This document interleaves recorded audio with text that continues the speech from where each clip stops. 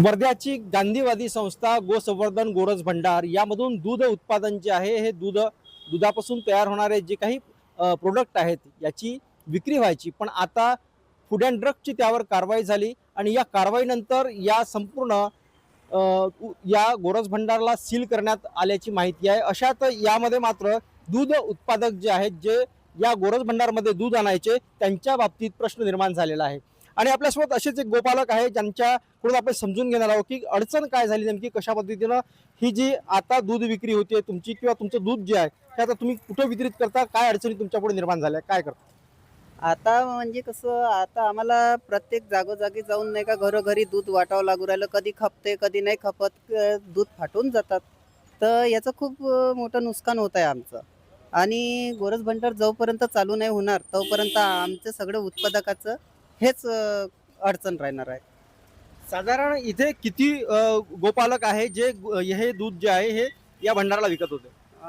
तरी असं 100-150 असणार. 9,000 लिटर दुधाचं तिथे रोजचं टार्गेट आहे गोरज भंडारला.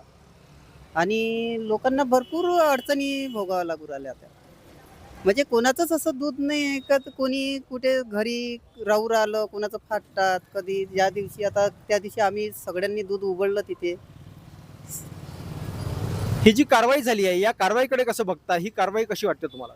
तर चुकीची आहे, कारण की मी लहानाचा मोठा झालो इथे गोरज भंडारमध्ये. कारण की माझ्या वडिलापासून तर नाही का दूध इथे मी छोटासा होता तेव्हापासून येत आहे.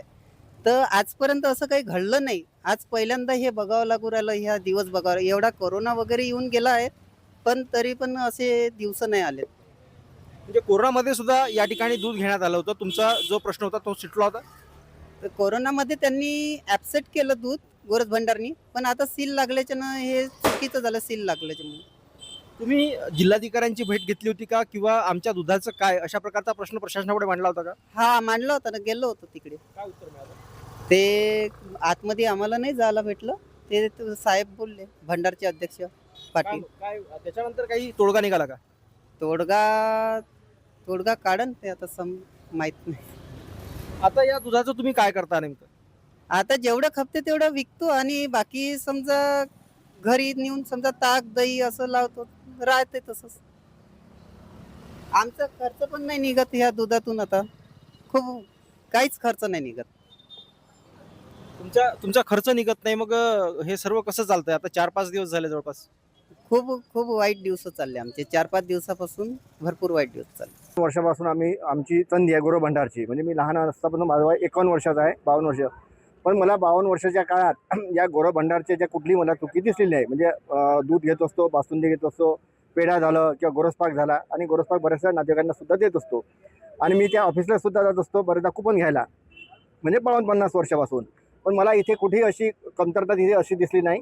आणि त्यांनी जी अन्न औषध प्रशासन विभागाने जी कारवाई केली ती अत्यंत चुकीची आहे. त्यांना संधी द्यायला पाहिजे होती. त्यांना धरलं, त्यांना तिथे कुलूप लावून दिलं.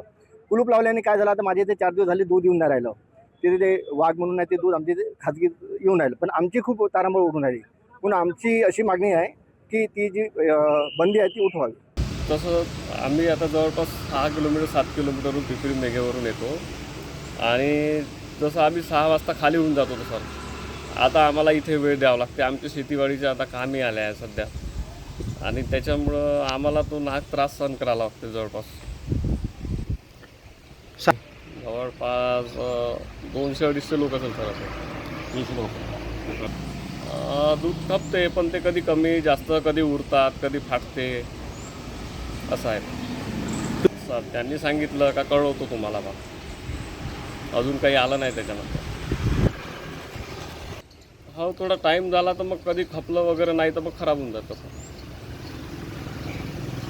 त्यांच्या प्रतिक्रिया चांगल्या आहे गोरज भंडारबद्दल, आणि ते म्हणत आहे लवकर चालू होणे जरुरी आहे.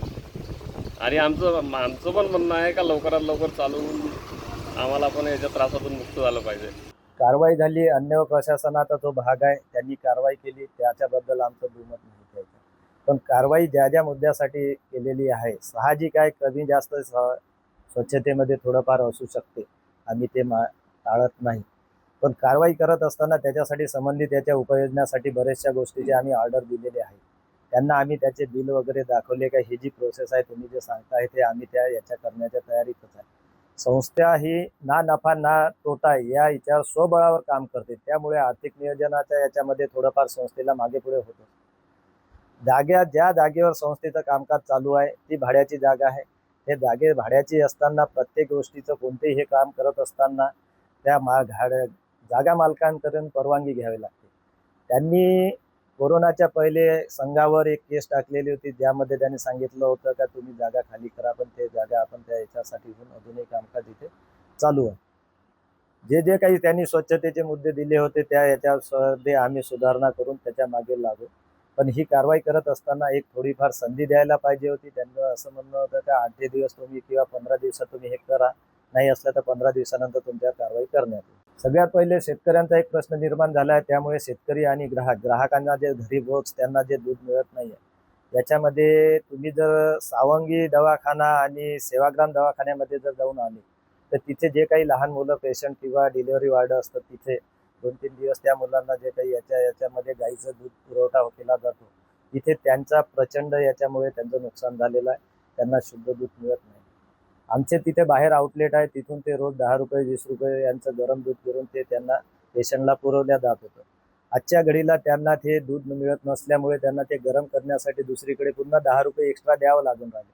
त्यामुळे प्रचंड हानी त्यांचे नुकसान होत आहे आणि तिथे प्रचंड त्यांचे हालही होत आहेत. तब्बल 4 ते 5 दिवस झालेले आहेत आणि गोरज भंडारला या कारवाईनंतर सील लागलेला आहे.